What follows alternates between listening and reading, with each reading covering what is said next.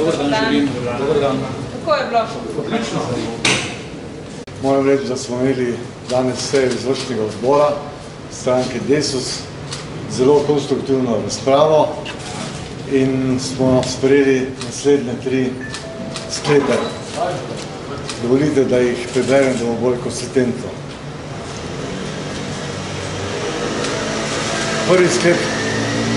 Izvršni odbor stranke Desus predlaga sklic izrednega kongresa stranke Desus v čim krajšem možnem času, najkasneje do konca leta 2020.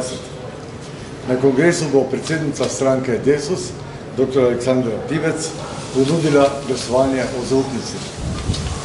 Drugi sklep. Izvršni odbor stranke Desus se seznanja, da skladno s statutom stranke Desus predsednica dr. Aleksandra Pivec prenaša pooblastila za koordinacijo aktivnosti stranke s poslansko skupino na enega izmed 3 podpredsednikov za čas od 14. avgusta 2020 do izrednega kongresa. Ime podpredsednika, ki bo vodil koordinacijo, se uskladi s poslansko skupino. In tretji sklep.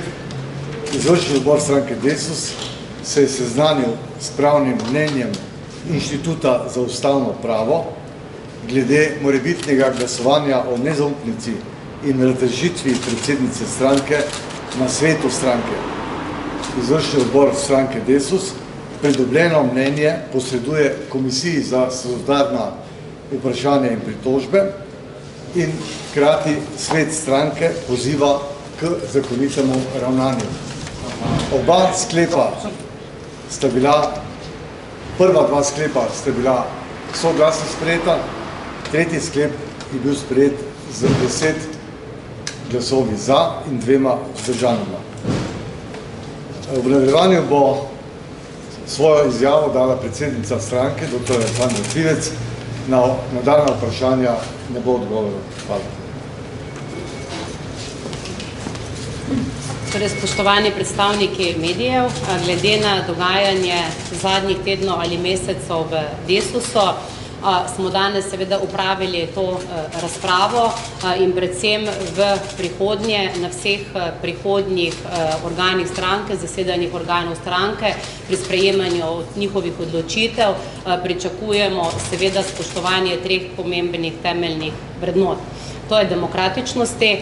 Jaz sem namreč bila kot predsednica stranke izvoljena demokratično na kongresu stranke, zato seveda pričakujem in kar je tudi skladno z statutom stranke, da bo tudi kongres stranke tisti, ki bo odločal o morebitni nezaupnici in potem seveda glasoval o novem predsedniku stranke.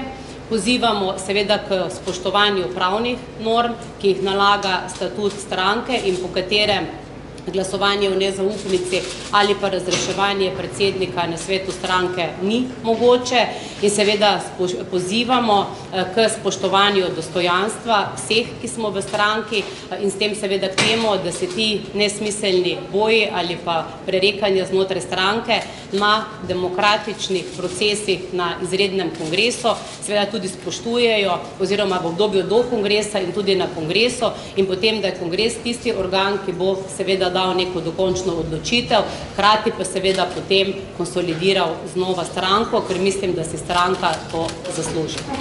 Hvala.